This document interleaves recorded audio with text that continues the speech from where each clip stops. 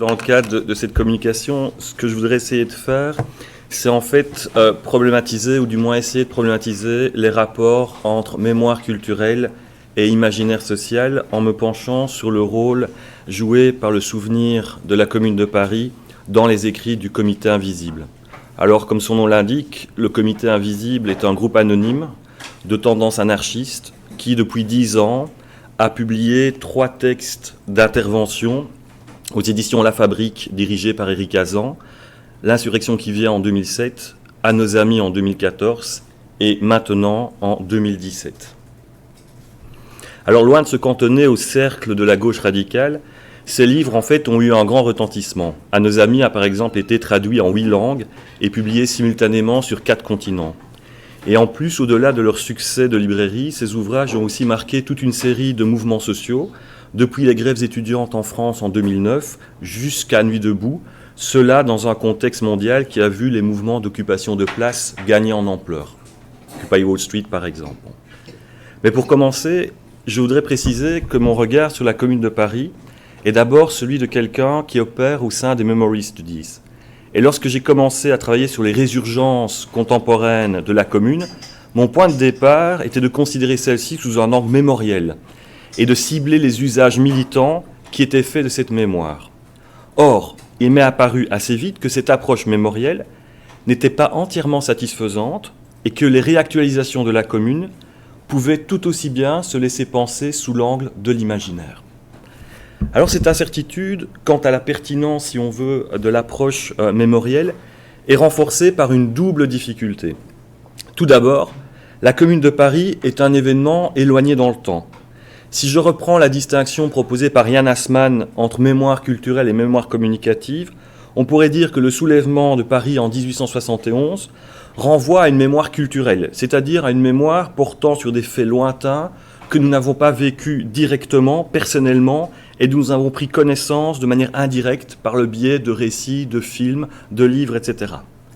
Et donc la difficulté réside dans le fait de constituer comme ressort mémoriel de mouvements insurrectionnels contemporains un événement qui ne ressort pas, on pourrait dire, d'une mémoire vive et qui paraît bien éloigné de l'horizon temporel des générations actuelles. La deuxième difficulté est que la mémoire de la Commune est une mémoire qui se transmet de façon discontinue et qui aujourd'hui n'est pas réellement intégrée dans une dynamique patrimoniale ou dans un grand récit national. Et plus largement, on peut aussi se demander comment conserver à travers le temps le principe actif de la Commune, c'est-à-dire son essence révolutionnaire. On trouve ici la même problématique que celle qui a été identifiée par Sophie Vanish au sujet de la Révolution française, à savoir comment transmettre, je cite, aux générations suivantes, un héritage sans testament, un héritage difficile à transmettre, à diffuser, à rendre actif. Fin de citation. Ces hésitations au sujet de l'approche mémorielle sont encore renforcées, compliquées, par certains travaux qui inviteraient plutôt à penser la Commune sous l'angle de l'imaginaire. Donc dans l'ouvrage, par exemple, sur la Révolution française, dont je viens de parler, Sophie Vanish parle d'un imaginaire révolutionnaire, auquel, en fait, on pourrait tout à fait joindre le souvenir de la Commune. Plus directement encore, Christine Ross intitule son dernier ouvrage, non pas la mémoire de la Commune, mais l'imaginaire de la Commune, récusant explicitement toute approche de la Commune qui voudrait se penser comme une mémoire de l'événement ou de son héritage. Bon. Donc face à ces difficultés, mon propos n'est pas tellement d'abandonner la mémoire au profit de l'imaginaire, mais plutôt de dire, tiens, essayons de penser la Commune comme un événement qui permet justement de préciser leur rapport. La Commune, telle qu'elle est réactivée aujourd'hui dans les écrits du Comité Invisible, se trouve à mon sens à l'entrecroisement de l'imaginaire et de la mémoire, et c'est ce jeu de l'un à l'autre que je vais essayer, modestement, de démêler. Alors pour avancer dans cette direction, je vais commencer par problématiser rapidement les rapports, en tout cas certains rapports, entre mémoire et imaginaire. Alors les rapports entre mémoire culturelle et imaginaire social, en fait, ont rarement été abordés de front, et quand ils l'ont été, c'était surtout pour souligner que l'imaginaire social, comme la mémoire collective, ont comme point commun d'être constitué par un ensemble de représentations et d'images partagées collectivement. Cependant, l'imaginaire social est souvent présenté d'une portée plus large, puisqu'il peut inclure, en plus de la mémoire dont les représentations sont tournées vers le passé, d'autres systèmes de représentation ayant une portée sociale comme les mythes, les idéologies, les utopies ou la religion. Bref, Sous cette première perspective, le rapport entre mémoire culturelle collective et imaginaire est surtout pensé sur le mode de l'inclusion. Pourtant, comme le laissait déjà sous-entendre Bronislaw Bagcio dans son ouvrage sur les imaginaires sociaux, il y a peut-être lieu de penser les rapports entre mémoire culturelle et imaginaire social de manière plus dynamique, puisqu'on peut supposer, je cite Bagcio, que les imaginaires sociaux interviennent activement dans la mémoire collective, pour laquelle les événements comptent souvent moins que les représentations qu'ils font naître et qui les encadrent. Fin de citation. De manière inverse, on peut aussi penser que la mémoire collective nourrit et alimente des imaginaires sociaux qui ne présentent au final plus qu'un rapport lointain avec les événements historiques dont pourtant ils s'inspirent. Donc par conséquent, ma perspective ne sera pas ici de travailler l'imaginaire social ou la mémoire culturelle en tant qu'ensemble ou sous-ensemble spécifique, mais plutôt de saisir, si on veut, la dynamique imaginative qui va de l'un à l'autre. Autrement dit, il s'agira de comprendre le processus qui conduit les éléments d'une mémoire culturelle à acquérir une portée sociale élargie et à devenir les éléments constituants d'un imaginaire social de plus grande ampleur. Et pour ce faire, on peut prendre en compte le rôle de ce que Patrice Leblanc a proposé d'appeler l'imagination sociale. Celle-ci étant conçue comme étant l'imagination à travers laquelle les sociétés humaines font surgir de nouvelles représentations sociales. Et donc, dans la suite de l'analyse, ce travail de l'imagination sociale sera examiné sous un double aspect. Un aspect de déliement tout d'abord, où il s'agira de voir comment l'imagination sociale tend à s'écarter progressivement de la mémoire d'un événement donné, positionné dans un espace-temps précis. Un aspect temporel ensuite, où il s'agira de montrer que l'imagination sociale peut être saisie dans une boucle de rétroaction, je pense à Ricoeur, qui consiste à réactiver dans le futur des possibilités qui avaient été empêchées dans le passé. Du coup, mes principales questions pourraient se résumer de la sorte. De quelle manière l'imagination sociale activée par le comité invisible transforme-t-elle un événement de mémoire en un élément constituant d'un imaginaire social ? Et l'autre, et en retour, comment cette imagination sociale revêt-elle une dimension temporelle qui la rapproche ou non d'un travail de mémoire ? Alors, à travers leurs écrits, les auteurs du comité invisible se revendiquent moins comme les porteurs d'une mémoire révolutionnaire dont il s'agirait de rappeler certains événements dans l'espace public, que comme les porteurs d'un imaginaire social visant à destituer, principe de destitution, l'ancienne société au profit d'une nouvelle. Pour le sociologue Hugo Paletta, le corpus d'idées du comité invisible fonctionne ainsi, je le cite, comme un imaginaire et comme un langage dans lequel se pense et se dit la politique radicale à l'âge du capitalisme néolibéral. Fin de citation. Cependant, cet imaginaire ne s'élance pas du néant, mais prend appui sur une constellation de références révolutionnaires, qu'il s'agisse de la révolte de juin 1848, de la Commune de Paris, de la Révolution française ou des événements de mai 68. Et au sein de cette constellation d'événements, si la Commune brille d'un éclat particulier, ce n'est pas parce qu'elle serait plus originaire ou plus fondatrice qu'un autre événement, mais parce que c'est autour de son souvenir que va se mobiliser le travail de l'imagination sociale entendu sous son premier aspect, c'est-à-dire l'axe du déliement. Et en effet, quand on lit les deux premiers volumes du comité invisible, c'est-à-dire L'insurrection qui vient et À nos amis, on s'aperçoit que la Commune fait véritablement l'objet d'un processus de substantivation. Comme s'il s'agissait de décoller la Commune historique, si vous voulez, des événements survenus à Paris en 1871, pour en faire une réalité plus abstraite et conceptuelle.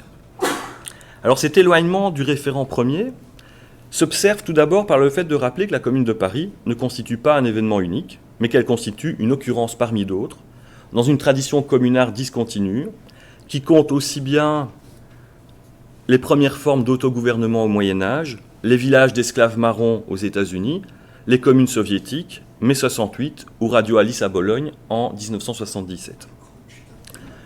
Par conséquent, les auteurs estiment que la Commune désigne moins un événement historique qu'un type de dispositif insurrectionnel pouvant survenir à certaines périodes propices de l'histoire. La Commune se définit alors de manière quasiment abstraite, entre guillemets. Par exemple, dans l'insurrection qui vient, la Commune est définie comme ce qui se passe quand des êtres se trouvent, s'entendent et décident de cheminer ensemble.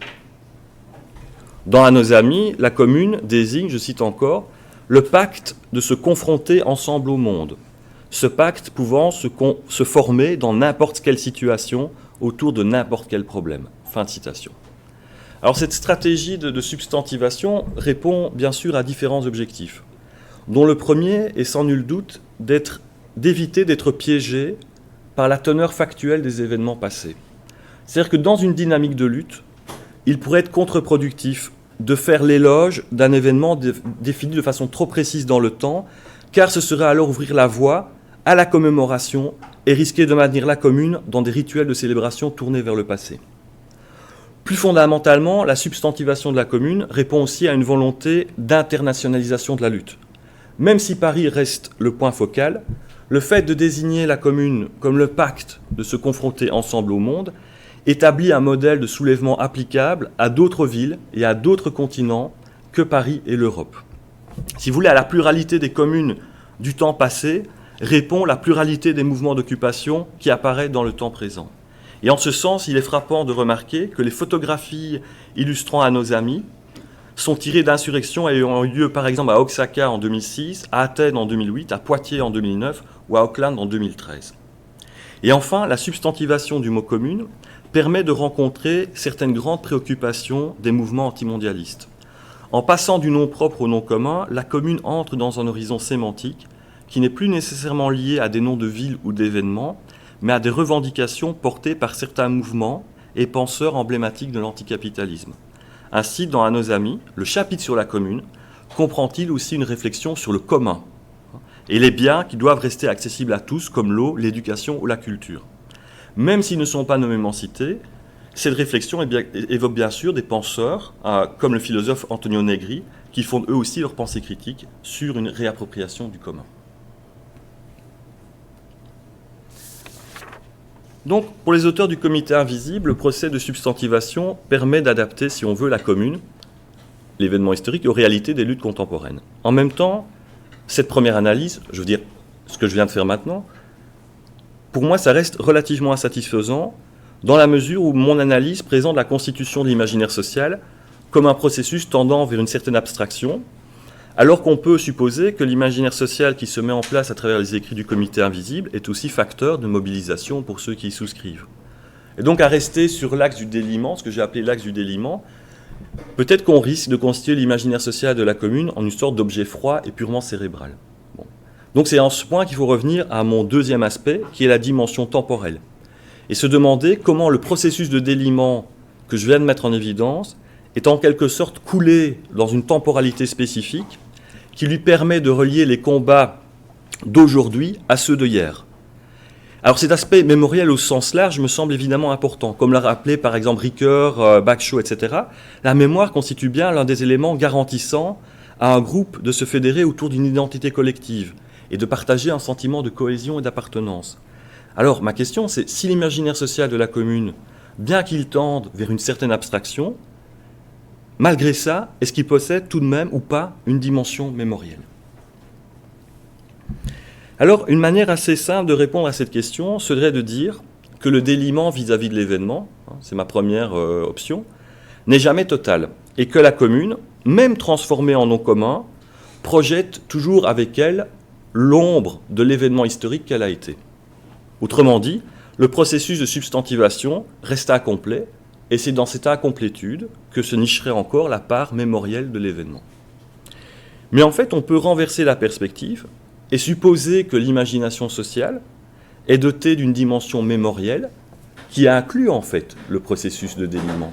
Il ne s'agit plus de dire que le processus de déliement, si vous voulez, est à l'intérieur d'un processus d'imagination. Il s'agit de dire que le processus de déliement est quelque part corrélatif à une action temporelle.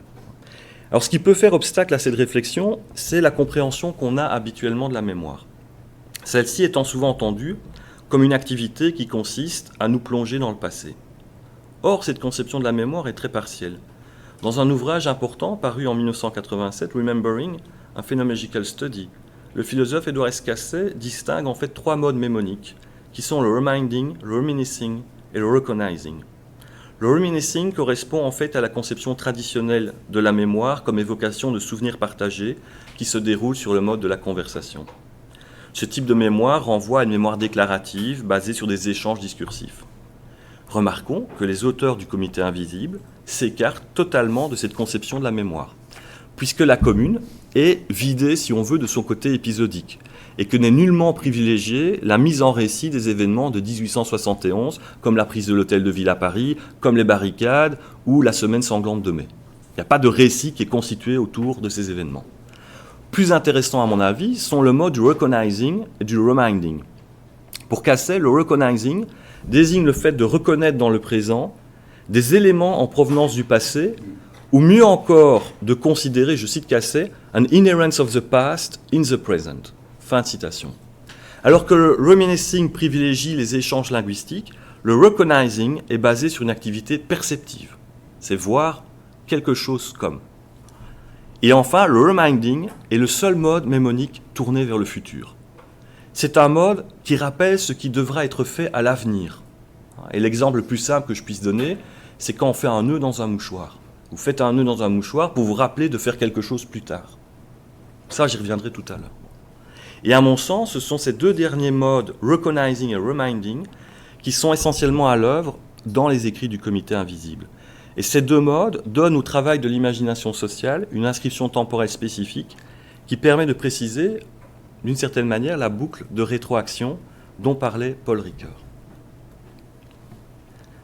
Dans les écrits du Comité invisible, le travail de l'imagination sociale se trouve lié au temps présent, en fait, par le mode de la reconnaissance. Le processus de substantivation ne trouve sa réelle pertinence que dans la mesure où il se délie suffisamment de l'événement passé pour constituer un modèle d'interprétation pour les insurrections contemporaines. Il s'agit en fait de reconnaître dans tel soulèvement le dispositif insurrectionnel d'événements antérieurs, condensés en ses traits les plus essentiels, mais en même temps incarnés de manière vive par les manifestants. Alors pour illustrer cette idée, voici le début du chapitre consacré à la commune dans À nos amis. Les gens que j'ai vus place Tahrir étaient des êtres nouveaux qui ne ressemblaient plus en rien à ceux avec qui j'étais quotidiennement en rapport, comme si la Révolution avait recréé des Égyptiens d'une qualité supérieure, comme si la Révolution qui avait libéré les Égyptiens de la peur les avait également guéris de leurs travers sociaux. La place Tahrir était devenue semblable à la Commune de Paris. On avait renversé le pouvoir du régime et à la place, on avait instauré le pouvoir du peuple. Fin de citation. Si j'en reviens au mode du recognizing, on s'aperçoit que ce chapitre, consacré à la commune, s'ouvre bien par une activité perceptive. Il s'agit d'éprouver physiquement, ici au moyen de la vue, le retour du passé dans le présent. Mais pour les auteurs du Comité invisible, le modèle de la commune ne permet pas simplement de reconnaître dans tel événement actuel l'ombre d'un soulèvement passé. Ce modèle œuvre plus globalement à relier en une seule séquence différents événements contemporains qui, sans cela, pourraient être perçus comme indépendants les uns des autres. Il s'agit, si on veut, de donner cohérence aux différentes insurrections qui surviennent dans le temps présent. Cet extrait, de nouveau, est très significatif. Ce qui relève de la commune, dans l'occupation de la place Tahrir, de la Puerta del Sol, dans certaines occupations américaines, ou dans les 40 jours inoubliables de la libre république de la Magdalena dans le Val de Suse, c'est de découvrir que l'on peut s'organiser sur une quantité de plans tels que nul ne peut les totaliser. Donc vous voyez bien ici comment la commune agit finalement comme un créateur de séquences et permet de relier différents événements. En même temps, alors c'est un autre aspect je trouve qui est intéressant, en tant que groupe détenteur d'un certain imaginaire social, le Comité invisible possède aussi le pouvoir de ne pas reconnaître et de dénier à un événement contemporain sa filiation avec le modèle de la commune. Par exemple, dans le dernier volume Maintenant, le Comité invisible se montre plutôt amer envers le mouvement Nuit debout, qui s'est tenu place de la République à Paris à partir de mars 2016. Alors, je vous livre le passage. Bien que rebaptisée place de la Commune, la place de la République n'a pu déployer le moindre embryon de ce qu'il y eut de commune dans les mouvements des places en Espagne, en Grèce, sans parler de la place Tahrir, simplement parce que nous n'avions pas la force d'imposer à la police l'occupation effective de la place. Donc à travers ces différents extraits, on comprend en fait que le processus de reconnaissance permet de situer ce qui arrive dans le présent, dans une longue chaîne d'événements historiques. Comme l'explique Casset, la reconnaissance peut opérer sur la base de formes générales, et je le cite, qui sont « shareable or transportable between experiences ». Donc cette idée d'une forme transportable et partageable me paraît essentielle à relier au processus de substantivation dont je parlais tout à l'heure. En soi, le processus de déliement vis-à-vis de la commune permet justement de dégager un modèle d'expérience qui sera ensuite réinvesti sur l'échelle historique, l'idée étant de reconnaître dans le temps présent l'actualisation d'une forme d'expérience qui était déjà survenue à plusieurs reprises dans l'histoire. Cependant, il ne faut pas perdre de vue que les écrits du Comité invisible ne visent pas simplement à reconnaître le passé à l'œuvre dans le présent, mais ils visent aussi à provoquer un certain type d'action révolutionnaire associé à un véritable projet transformateur de la société. Par exemple, dans Maintenant, paru juste avant les dernières élections présidentielles en France, et ce n'est pas un hasard, est mis en avant ce qu'ils appellent un principe de destitution, qui fait clairement écho au principe de l'imaginaire constituant de Castoriadis. C'est-à-dire que les auteurs y évoquent la nécessité non pas de prendre le pouvoir en place, mais de s'en dégager pour constituer une société nouvelle. Alors si on se place sur un plan temporel, on pourrait penser que l'imagination sociale est alors tournée vers le devenir et qu'elle se coupe de toute activité mémorielle. Ce serait pourtant méconnaître le rôle que joue la mémoire dans les mouvements de la gauche révolutionnaire, que l'a montré récemment Enzo Traverso dans son ouvrage « Mélancolie de gauche », mais plutôt à propos du marxisme. La mémoire des groupes révolutionnaires est toujours intégrée à la lutte et tournée non pas vers le passé, mais vers l'avenir. Il faut apprendre des échecs du passé pour préparer les combats de demain, se rappeler la joie des victoires éphémères pour continuer à se mobiliser dans le futur. Et dans les écrits du Comité invisible, la mobilisation du modèle de la commune correspond parfaitement à une telle stratégie. La commune n'est pas seulement passée, n'est pas seulement présente, elle est aussi à venir. La forme d'expérience qu'elle représente est transportable, je reviens sur cette notion, est transportable vers le futur. Et ce transport est d'autant plus nécessaire que cette forme n'a jusqu'ici produit que des actualisations éphémères. Cependant, le mode de la reconnaissance ne suffit pas à expliquer une dynamique mémorielle tournée vers le futur. Si je me base juste sur le recognizing, je n'y arrive pas. Pour que la boucle de la rétroaction soit complète, nous devons adjoindre à ce mode le reminding, qui d'après Casset est le seul mode mémoriel qui soit tourné vers l'avenir et qui débouche sur la possibilité d'une action à accomplir. Pour Casset, le reminder pointe toujours vers un événement futur dont le statut était seulement possible au moment où on en a pris note. Il s'agit de se rappeler quelque chose qui devra être fait à l'avenir. Donc ça désigne bien, il y a bien une idée d'action qui devrait être réalisée dans le futur. Alors, de nouveau, je n'ai pas le temps en 20 minutes, mais dans les écrits du Comité invisible, ces reminders, donc ces signes qui tendent vers l'avenir, apparaissent de manière flagrante dans les photographies ponctuant les 2 derniers volumes. En début de chaque chapitre, on trouve des photos en noir et blanc représentant les slogans et les mots d'ordre qui ont été tracés sur les murs ou affichés sur les banderoles lors des manifestations de ces 10 dernières années. 50 nuances de bris, fuck off Google, Today Libya, Tomorrow Wall Street, et ce qui nous intéresse particulièrement sur le baptistère de Poitiers en 2009, Omnia sunt communia, ce qui veut dire qu'en cas d'extrême nécessité, ce que le monde produit doit être mis en commun. Alors une première approche pourrait laisser penser que ces photographies possèdent juste une fonction testimoniale, destinée à rappeler les mouvements insurrectionnels qui ont eu lieu dans le monde depuis 2006-2007.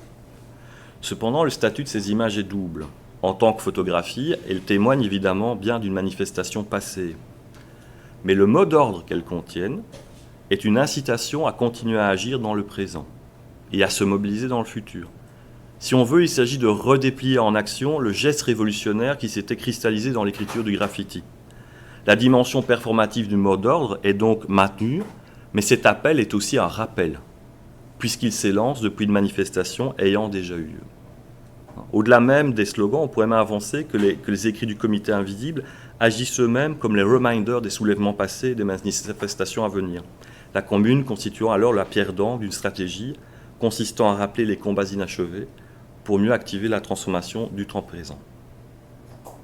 Pour conclure, à travers cette exploration de l'imaginaire social qui se crée autour de la commune, sur la base des écrits du Comité invisible, j'ai voulu montrer en fait comment le travail de l'imagination sociale est doublé d'une dimension temporelle, qui lui permet de circuler entre passé, présent et futur.